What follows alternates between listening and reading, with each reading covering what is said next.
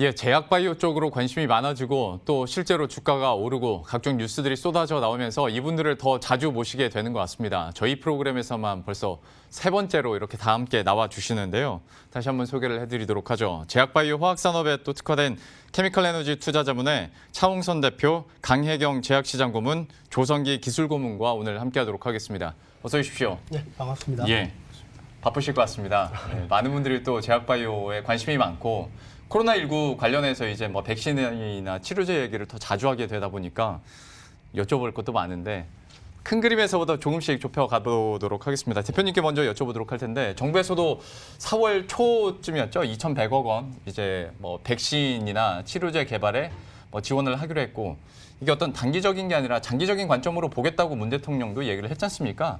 여기에 대해서 투자자 입장에서는 호재다 뭐 이 정도로 받아들이는 건데 직접 이제 일선에 계신 분들은 어떻게 느낄까? 의미를 얼마나 둘 수 있을까? 좀 이것부터 짚어주시죠.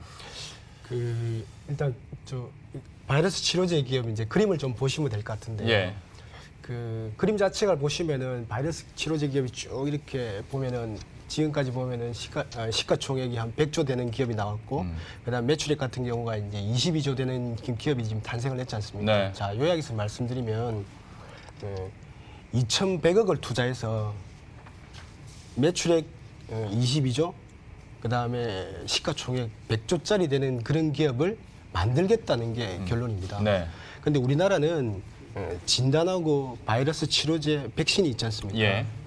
진단은 지금 어찌 보면 좀 성공적이지 않습니까? 그런데 치료제 쪽 같은 경우는 지금은 굉장히 세계적인 수준에 비해서 좀 낮은 수준입니다. 뭐 출발을 좀 늦게 했으니까. 그렇죠. 예. 그런데 이게 보면은 또 그 앵커님하고 말씀드리지만 이 기업의 역사가 얼마 됐냐면은 딱 33년 됐습니다. 예. 그럼 우리나라 기업들 중에 제약 기업들 중에서 100년 되는 기업도 있습니다. 예. 100년 되는 기업도 있는데 시가총액이 1조를 못 넘는 기업도 있거든요. 네. 그럼 이 33년 되는 기업이 왜 100조가 됐냐는 거죠. 그러니까 우리나라 같은 경우는 바이러스 치료제 분야에 조금 이렇게 좀 등한이었던 겁니다. 네. 그리고 치료제도 등한이었고 이제 백신도 많이 키우지를 못했죠. 네. 백신 해봐야 우리나라 최고의 기업은 1조 7천억짜리 기업이잖아요. 그러니까 예. 바이러스 치료제 기업은 거의 전무한 상태고 백신 기업은 1조 7천억이고 그런데 전 세계적으로 보면 1등 바이러스 치료 기업은 100조고 진단 기업은 300조고 네. 그다음 백신 기업은 150조짜리가 많이 있습니다. 그러니까 자, 돌아가서 이야기하면, 자, 감염병은 바이러스, 이런 코로나19 같은 바이러스 같은 경우는 계속 지속될 것이다. 예. 근데 이 33년 된 기업이 바이러스 치료제 몇 개를 해결을 했냐면은 딱 3개를 해결했습니다. 근데 바이러스가 몇 개 있냐면은 150만 개가 지구상에 있습니다. 예. 근데 3개를 해결하면서 매출액 22조? 100조짜리를 만들었으니까 네. 이제 바이러스 치료제를 그러니까 이런 기업들을 많이 육성하고 그다음에 백신 기업도 한 150조짜리 기업들을 많이 2,100억이 불쏘시개가 돼서 네. 우리나라 추가 동력이 돼서 그다음에 나머지는 이제 펀딩을 하면 되지 않습니까? 예. 그렇게 해서 이런 치료제 쪽에서 100조 이상 그다음에 백신 기업에서 100조 이상 되는 기업을 만들겠다는 게 이 취지고요. 두 번째는 보면은 이 자체를 보면 시장 자체를 보면은 그 다음 그림을 보여주시면은 이런 치료제하고 백신 쪽 같은 경우 매출액 추이를 나타내고 있습니다. 그래서 예. 보면은 실질적으로 보면은 이렇게 2009년도에 보면 인플루엔자 바이러스가 창궐을 했을 때 매출액이 극단한 양상을 보입니다. 그리고 나서 보면은 붉은색이 치료제고 나머지 것들이 백신 시장이거든요. 네. 근데 이제 전체적으로 보면 이게 30조 되는 시장이 됐는데 전반부에 있고 후반부에는 많이 줄어들잖아요. 네. 그래서 이제 우리나라 기업들이 자체가 치료제나 백신 쪽 들어가려고 하는 기업들이 조금 주춤했던 게 뭐냐면은 지금 개발을 했는데 나중에는 매출액이 없어지면 어떡하지? 그렇죠. 네. 그렇죠. 그러니까 이제 정부에서 많이 지원을 하겠다는 거지 않습니까? 네. 그런데 이런 게 있어요. 바이러스 치료, 지금 이제 이 코로나19처럼 이런 바이러스들은 지금 이제 전 세계적으로 교통이 발달하고 네. 지금 이제 다음에도 팬데믹이 일어날 가능성이 높다는 거죠. 그러니까 예. 한번 치료제를 개발한 기업들이 향후에도 치료제를 개발할 수가 있다는 거죠. 그러니까 자, 요약해서 말씀드리면 자, 그때 33년 된 기업이 얼마를 벌었냐면 지금까지 누적 매출액으로 120조 원을 벌었습니다. 네. 인플루엔자 바이러스로 20조, 그다음에 HIV 같은 경우나 C형 간염 바이러스 같은 경우 40조, 60조에서 토탈 120조라는 매출액을 달성했거든요. 예. 지금 시가총액이 100조짜리 됐으니까. 그래서 제가 볼 때는 2,100억을 가지고 제가 볼 때는 정부에서 참 잘하시는 것 같아요. 2,100억을 가지고 우리는 이제부터는 우리가 전혀 가보지 못한 바이러스 치료제 백신 쪽으로 가야 될 때가 되었다. 이렇게 말씀드립니다. 예. 사실 우리 국내에서 제약 바이오 산업이 이제 바이오시밀러로 옮겨간 지도 얼마 안 됐잖아요. 예, 예. 그러니까 뭔가 선제적으로 먼저 개발하는 것도 분명히 시간이 걸릴 일이지만 그 첫 스타트는 끊었다 정도로. 앵커님 말씀 잘하셨는데요. 바이오 시밀러 기업 2개 기업 합치면 시가총액이 얼마 되냐면 75조 나왔습니다. 예. 그러니까 우리가 제로에서 75조짜리 기업을 만들었잖아요. 네. 시밀러라는 것도 새로운 분야였잖아요. 네. 그러니까 바이오 의약품이 특허가 만료된다. 그런데 우리 같은 경우는 공정 자체가 굉장히 뛰어난 민족이고 국가잖아요. 또 한번 그러니까 하면 그렇죠. 또 하니까. 근데 이제 바이러스도 150만 종 중에서 딱 3종 만드니까 100조짜리 나왔으니까 예. 우리도 팬데믹에 대비하고 이제 향후 일어날 수 있는 것에 대해서 이제 한국이 좀 주도적으로 가겠다. 이제 그런 쪽에서 보시면 될 것 같아요. 예. 그러면 이번엔 강고문님께도 좀 여쭤보고 싶은 것이 앞에서 잠깐 그 신종 인플루엔자 얘기를 해주셨어요. 그러니까 과거 사례를 어느 정도 보면 네. 좀 앞으로의 좀 그림이나 방향성도 나올 것 같아서 2009년 뭐 그쯤 해서 전후로 좀 어떤 변화가 있었는지 시장 한번 들여다봐 주시죠. 예, 그 2009년도에 그 신종 인플루엔자 바이러스 관련한 치료제로 이제 오세타미비어라는 그 치료제가 있습니다. 그래서 매출액을 보면은 2004년부터 2019년도까지 매출액의 합이 약 20조 원이 나오는데요. 그 대유행이 있었던 2009년도의 매출액은 약 4조 원이 나옵니다. 그러면 이제 이 2009년도에 높은 이제 매출액을 보였는데 그 이후에 2010년부터 또 2019년까지 보면 꾸준히 매출액이 나오고 있는 것을 알 수가 있습니다. 예. 그리고 이제 이러한 그 새로운 그 치료제가 이제 이렇게 나왔고 그다음에 지금 현재 우리가 이런 그 감염병을 봤었을 때 지금 앞으로도 계속 감염병이 나올 것으로 지금 예상이 되는데요. 네. 여기서 이제 투자자분들이 얻을 수 있는 인사이트는 이렇게 이제 한번 바이러스 치료제를 개발을 하면 다음에 이제 더 좋은 의약품을 좀 개발할 수 있다라는 게 있습니다. 예. 앞서 이제 말씀드린 오셀타미비어 같은 경우에는 그 기업이 향후에 이제 더 좋은 치료제를 개발을 했습니다. 그럼 이제 더 좋은 치료제라고 하는 거는 효능이 이제 더 좋아지거나 예. 아니면은 부작용 발현율, 그 이상 반응이 좀 낮아지거나 아니면 용법 용량이 좀 더 편리해지고 좀 더 간편해지는 이런 치료제를 개발하게 되는 거죠. 그래서 뒤늦게 이제 이런 혹시 이제 우려하시는 부분들이 이렇게 이제 바이러스 치료제나 백신을 개발을 하게 되면 너무 늦지 않을까라는 네. 이제 우려가 있으신 것 같은데요. 그렇지 않고 이렇게 뒤늦더라도 이 치료제나 백신을 개발하는 데는 의미가 있고 정부 지원이 필요하다라고 생각을 합니다. 사실 코로나19 초창기만 하더라도 이 정도일 줄은 몰라서 막 발빠르게 움직이지는 않았잖아요. 그런데 맞습니다. 이제 계절성 유행병이 될 것으로 예상도 되고 팬데믹이 또 올 수도 있다고 하니까 이제 더 이제 적극적으로 좀 뛰어드는 것 같은데 요즘 얘기해 보도록 하겠습니다. 아무래도 이게 가장 많은 분들이 궁금하실 것 같아서 이게 근데 이것부터 한번 정리를 해보죠. 시장에서는 이걸 렘데시비르라고 발음을 하니까 이걸로 통칭을 하겠습니다. 앞에서 그 뒤에를 비어라고 하시길래 렘데시비어도 맞고 렘데시비르도 맞는 거죠? 다른 건가요? 의약품이 이제 허가를 받게 되면은 예. 이제 한글 표기명으로 네네. 이제 허가를 정식으로 받게 되잖아요. 예. 그러니까 이제 표기에 있어서는 비르라고 이제 하기도 하는데 네. 지금 렘데시비어 같은 경우는 아직 허가받은 의약품이 아니잖아요. 네. 그러니까 한국에서 이 허가받은 의약품이 아니기 때문에 예. 이제 나라에서 발음대로. 정해진 그래서 그 원래 그 개발사에서 발음을 하거나 그쪽으로 좀 맞춰주는 게 좀 좋겠다라는 저는 생각이 있습니다. 네. 그렇습니까? 네.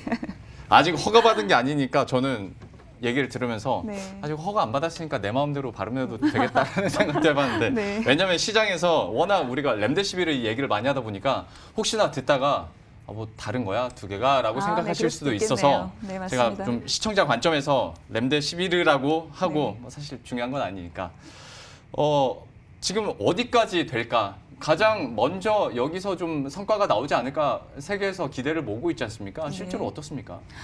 렘데시비어 같은 경우는 현재 그 4월 10일 경에 이제 그 그 개발사의 CEO가 공개 사안을 이제 발표하기도 했는데요. 현재 이 렘데시비어는 이제 글로벌 그 대규모 임상이 약 한 7개 정도가 진행이 되고 있습니다. 예. 중국에서 이제 2개가 진행이 되고 있다가 하나는 터미네이션 됐고 하나는 이제 스탑이 돼 있는 경우가 지금 하나가 있고요. 그리고 이제 그 개발사가 직접 주도하고 있는 임상, 그다음에 최근에 이제 WHO에서도 임상을 이제 진행을 하겠다라는 발표도 있었고요. 그래서 이제 대략 한 7개 정도의 임상이 지금 돌아가고 있고요. 그래서 시장에서 이제 알려진 바에 의하면 4월 이제 말쯤에는 임상이 좀 공개될 수 있다. 네. 그 중국에서 진행하고 있는 플라시보와 관련한 그 비교 임상이 발표될 수 있다라는 게 좀 있었고요. 근데 이제 스탑이 되다 보니까 좀 시장에서는 당황스러워하고 이게 뭐지라는 게 좀 있는 것 같습니다. 근데 지금 정식으로 진행된 그 임상에 대한 그 발표가 된 거는 아니기 때문에 네. 조금 더 이제 공개적으로 발표될 때까지는 조금 기다려볼 필요가 있다라고 생각을 합니다. 그러니까 뭐 기사 보면 상반기 안에 뭐 이르면 상반기 중 뭐 이렇게 얘기가 나오던데 이거는 두고 봐야 되는 일이군요. 그렇죠. 그 중국에서 진행하는 임상 같은 경우는 중국 정부에서 어떤 허가와 이제 절차를 거쳐서 예. 좀 공개가 좀 필요한 것 같고요. 그래서 그 개발사에서도 중국에서 이제 정리돼서 발표되는 거를 좀 기다리는 것 같고요. 그리고 그 개발사 같은 경우는 중증 환자의 경우에 있어서 이제 400 그 케이스에 대한 거를 증례를 해서 네. 더 많이 이제 임상을 진행하겠다라고 이렇게 해서 발표를 한 상황입니다. 예. 그래서 이제 증례는 더 늘어났지만 그 전에 이제 있었던 그 계획했던 임상 그 사례에 대해서는 좀 발표가 나올 것으로 보여집니다. 한번 좋은 소식들 기다려 보도록 하겠고요. 이번에는 조고문께도 좀 여쭤보도록 하겠습니다. 지난번에도 저와 이제 방송을 하셨을 때 가장 어려운 질문 항상 드리게 된다고 말씀을 드렸던 기억이 있는데 코로나19 그 치료제 있지 않습니까? 뭐 백신 개발 원리랄지 최소한 베이스는 우리가 알고 있어야 이게 시간이 얼마나 걸리고 이게 성공 가능성이 어느 정도인지 느낌이라도 올 것 같아서 그거 좀 최대한 쉽게 좀 설명해 주십시오. 예. 그 우선 들어가기 전에 지금까지 그러면 바이러스 치료제가 개발된 적이 있었냐? 예. 그걸 좀 말씀드리면 사실 한 최근 30년 동안에 굉장히 집중적으로 했던 게 HIV, 에이즈 바이러스 치료제, 예. 그다음에 C형 간염 치료제에 집중을 했는데 상당히 좋은 성과를 얻었어요. 예. 그래서 좀 희망을 좀 드리고 싶은데 HIV 그러니까 에이즈인 경우에는 이제 몇 가지 치료제를 칵테일 요법으로 하면서 거의 사망률을 굉장히 낮추었고요. 예. 그래서 거의 뭐 만성 질병처럼 됐고 C형 간염 바이러스 같은 경우는 95% 이상 완치 정도 단계에 와 있습니다. 그래서 그 메커니즘을 좀 살펴보면은 바이러스 치료제라고 하는데 사실은 메커니즘적으로 보면 항바이러스 제제 이렇게 표현하는 게 맞고요. 예. 그걸 이제 메커니즘을 보면 근본적으로는 바이러스가 독자적으로 증식을 하지 못하고 숙주세포 안에 들어가서 이제 질병도 일으키고 뭐 등등 하면서 이제 증식을 하게 되는데 예. 그러다 보니까 바이러스가 숙주세포로 침투하는 단계를 억제할 수도 있고 그다음에 침투한 다음에 RNA나 DNA를 증폭하는 것을 억제할 수 있고 네. 관련 단백질 합성을 억제할 수도 있고 그다음에 다시 세포 밖으로 빠져나가는 단계를 억제할 수 있는 방법이 있고 각 단계들을 응용해서 억제하는 물질을 개발하는 것이라고 볼 수 있습니다. 메커니즘으로. 예. 코로나19와 관련해서 보면은 지금 뭐 렘데시비르 얘기도 많이 했는데 이것은 그 근본적으로 보면 RNA 중합 효소를 억제하는 거예요. 근데 에볼라 치료제 개발하면서 나온 거죠. 근데 이제 코로나19도 RNA 바이러스이기 때문에 RNA를 복제하려면 그 방법을 써야 되죠. 예. 거기에 이제 적응을 해보겠다는 거죠. 그래서 굉장히 기대를 받고 있고 칼레트라 같은 경우는 이제 에이즈 바이러스 치료제로 개발된 건데 이거는 단백질 합성을 저해하는 거예요. 그래도 여기도 마찬가지 RNA 바이러스이기 때문에 아마 응용이 될 거다라고 생각해서 일부 좀 시도를 하고 있고 또 하나 이제 굉장히 많은 뉴스에 나왔던 게 클로로킨인데 예. 이거는 바이러스가 그 숙주세포로 침투하는 단계를 억제할 것이다. 네. 라는 그 실험 결과가 사스 때 나왔어요. 물론 이제 뭐 동물 실험이나 세포 실험에서 나온 거긴 하지만 그러니까 요번에 이제 한번 응용을 해보자 하고 실험하고 있고요. 그 정도까지 말씀드리고 백신 부분도 같이 말씀드릴까요? 예. 네, 백신 부분은 뭐 우리가 가장 유명한 게 이제 지금은 없어져 버렸지만 천연두 백신 사례가 있잖아요. 예. 그래서 바이러스를 완전히 뭐 세상에서 없어졌다 할 정도로 백신 성공 사례가 있죠. 근데 이제 전통적으로 보면 백신은 미리 병이 오기 전에 미리 이제 우리가 항원을 주사를 맞아서 면역 시스템을 완전히 활성화시키고 기억을 시켜 놓으면 그 다음에 이제 들어오는 질병에 대해서 예방이나 아주 그 질환을 굉장히 약화시키는 거죠. 그런데 이제 이 바이러스 백신으로 보면은 전통적으로는 약독화시킨 바이러스를 쓰거나 아니면 죽인 바이러스를 씁니다. 그런 게 정통적인 방법이고 최근에는 그게 암만 해도 여러 가지 문제점이나 이제 저항성이 있으니까 아예 바이러스의 특정 단백질, 지금 같으면 이제 스파이크 프로테인이라고 S 프로테인이라고 많이 나오는데요. 그런 단백질을 항원으로 쓰자. 예. 아니면 아예 단백질을 숙주세포가 스스로 만들어서 항원으로 되게끔 하는 mRNA를 넣어주자. 네. 그런 방식으로 추진을 하고 있는데 우리나라도 뭐 거의 글로벌 수준으로 같이 추진을 하고 있는 것 같습니다. 예. 거기까지 말씀드리겠습니다. 예, 거기까지만 해주셔야 될 것 같습니다. 더하다가는 제가 이제 이해를 못하는 지경에 가서 전체적인 원리에 대해서 얘기를 해주셨는데 저 듣다가 궁금한 점이 네네. 물론 세 분 다 대답해 주실 수 있을 것 같지만 뭐 네네. 얘기하신 김에 고문님께 여쭤보자면 네. 코로나19 관련해서 뭐 치료제나 백신 얘기든 지금 계속 진행은 되고 있는데 벌써 이제 변종 얘기도 많이 나오지 그렇죠. 않습니까? 예. 그러면 일단 이쪽으로 코로나19 관련해서 백신이나 치료제가 나오면 네. 변종 치료도 만큼 속도를 줄일 수 있습니까? 아니면 처음부터 다시 시작하는 겁니까? 그거는 이제 변종의 그 크기에 따라서 달라질 것 같은데요. 예. 우리가 변종이 되면은 이제 처음부터 끝까지 다 변종이 되는 게 아니고 네. 공통 부분은 남아 있고 그러겠죠. 일부분이 이제 변종이 되는데 예. 백신이라고 치면 그 변종이 되지 않는 부분을 내가 만약에 항원으로 그 액티베이션이 되어 있다. 예. 그러면 그대로 쓸 수가 있겠죠. 아. 근데 정말 운이 없게 변종된 내가 만들어진 백신이 변종된 부분하고 연결이 돼 있다. 그러면 이제 효과가 약해지겠죠. 예. 그럼 다시 또 만들어야 되고 그러다 보니까 통상적으로 우리 인플루엔자 같으면은 몇 가지를 예측을 해서 미리 그 WHO에서 공시를 합니다. 그럼 거기에 대해서 이제 그해 매년 이제 새로운 백신을 만들어내는 거죠. 예.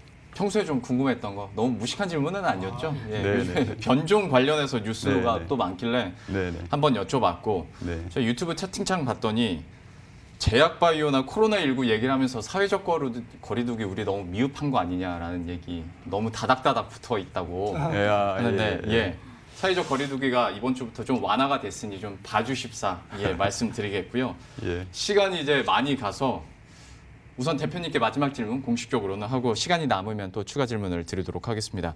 이제 앞에서 뭐 투자 얘기도 했고 코로나19에 대한 치료제나 백신 개발 얘기도 했는데 뭐 시장에서 다시 한번 투자 전략 측면에서 보자면 여전히 CJ는 뭐 급등을 하고 있고 그리고 뭐 관련한 종목군들이 이렇게 묶이면서 그의 실체가 있든 없든 급등을 한단 말이죠. 투자자 입장에서는 어떤 투자 전략이 그럼 지금으로선 가장 바람직하다고 보십니까? 지금 제일 어려운 질문이신데요. 네.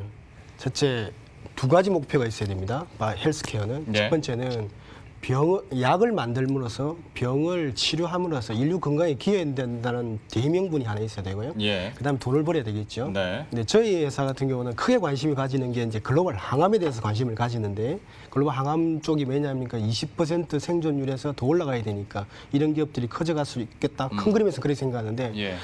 자 돌아가서 이야기하면 바이러스 분야가 의외로 바이러스는 해결됐다고 봤어요. 네. 근데 지금 현재 그게 아니다라는 거죠. 그렇죠. 그래서 이제 바이러스 치료제 쪽에서 백신 쪽에서 이제 우리 이제 투자자분들이 찾는데 진단에서 수익을 많이 내셨잖아요. 예. 그래서 치료제하고 백신을 가는데 이건 이제 기나긴 여정이에요. 8년 반이라는 그 긴 세월이 걸릴 수도 있고 더 짧아질 수도 있습니다. 네. 자, 그러면은 바이러스 치료제는 이런 기업을 그러면 찾으시면 좋을 것 같아요. 뭐냐면은 앞에 보면은 100조짜리가 하나 나왔잖아요. 네. 그 기업은 33년 된 청년입니다. 그죠? 예. 그 청년 기업이 나오는데 그 전략이 참 재밌는데 뭐냐면은 그 기업이 전략이 급성에서 만성으로 가고 있어요. 자, 네. 감염병도 인플루엔자 바이러스나 코로나19 바이러스는 급성이죠. 네. 지금 바로 액션이 들어가는 거잖아요. 그런데 그 기업이 거기서 경험을 쌓은 뒤에 어디로 갔느냐면은 만성으로 가요. 그러니까 HIV 바이러스 즉 에이즈 바이러스 치료제 쪽으로 가고 두 번째는 신형 간염 바이러스 쪽으로 가요. 네. 근데 신형 간염 바이러스로 왜 들어갔냐면은 신형 간염 바이러스는 결국 암으로 연결되잖아요. 근데 그 암의 전 단계에서 치료를 하게 되면은 큰 시장이 형성된 거잖아요. 그렇게. 자, 우리나라 기업도 똑같은 거예요. 첫 번째는 급승해서 경험을 쌓은 다음에 만성으로 가야 된다. 그러니까 현재 정부가 밀어주고 있잖아요. 국가 예. 주도형이니까 괜찮단 말이에요. 예, 그래서 그럼 투자자들도 그럼 바이러스에서 경험을 쌓은 기업 중에서 전략적으로 만성이라든지 이런 쪽으로 가는 쪽 그런 걸 잘 골라야 될 것 같고요. 예. 큰 시장입니다. 바이러스 네. 치료제 아까 말씀드렸지만 100조짜리 기업이 많이 나올 수도 있어요. 근데 단 8년 반이라는 긴 세월을 가야 된다. 그렇게 말씀드리고요. 예. 그다음 백신은 참 재밌어요. 뭐냐면은 바이러스 치료제가 완벽해지면 C형 간염 바이러스 치료제처럼 완벽해지면 백신 시장이 건강한 사람이 안 맞겠죠. 네, 그렇겠죠. 2,400만 원이지만 나 C형 간염 바이러스 치료제 먹고 말래. 이렇게 되는 거죠. 그러니까 그러면 백신 시장이 조금 상대적으로 매출이 저조할 수가 있어요. 그래서 보면은 옛날에 최고의 기업은 뭐냐면 백신 기업들이었어요. 네. 그런 기업들이 바이러스 치료제들이 치고 나가면서 어떤 일을 벌였냐면은 백신에서 어떤 전략을 추구했냐면은 약이 없는 시장으로 들어가기 시작했어요. 그러니까 바이러스 치료제가 약의 효율이 떨어지는데. 아직 없는. 그렇죠. 그게 뭐냐면 그게 자궁경부암 백신이에요. 예, 그러니까 예. 암은 약이 아직도 적잖아요. 그러니까 자궁경부암 백신 등 이런 쪽을 들어간다. 그걸 소위 말하는 프리미엄 백신이라고 그러는 거예요. 예. 그럼 자, 백신 기업들 투자하실 때도 전략적으로 그게 잘 구비되어 있는지. 그러니까 이거를 개발했을 때, 그러니까 감염병에서 경험을 쌓은 뒤에 만성 질환으로 가는 건 좋겠는데 예. 프리미엄 백신이라든지 치료제가 없는 시장을 잘 파악하고 있는지 백신 기업은 잘 보셔야 돼요. 그러니까 치료제 기업도 잘 보셔야 돼요. 그렇게 말씀드립니다. 아, 이것도 투자 전략에 있어서는 인사이트네요. 그러니까 백신이나 사실 저도 솔직히 코로나19 이 사태를 지나가면서 백신과 치료제를 구분하고 생각하기 시작했거든요. 근데 백신 쪽으로 만약에 투자를 하실 거면 아직 치료제가 없는 쪽으로 해야 된다. 그리고 또 한번 마지막으로 보면 인플루엔자 같은 경우는 그 인플루엔자 치료제 시장도 있고 백신 시장도 있어요. 예. 그 소리는 인플루엔자 치료제가 거의 완벽하지는 않다. 그럴 수도 있고. 아, 알겠습니다.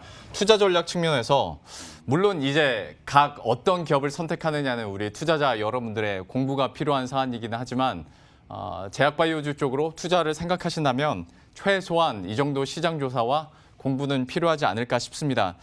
추가 질문을 드리고 싶었으나 시간이 다 돼서 오늘은 여기서 마무리 짓도록 하고 또 뵐 일이 있지 않을까 싶습니다. 코로나19 사태에 따라서 또 제약바이오 산업계에서 치료제와 백신 관련해서 좀 발전된 사안이 있다면 그때 다시 한번 모시고 다시 한번 여쭤보도록 하겠습니다.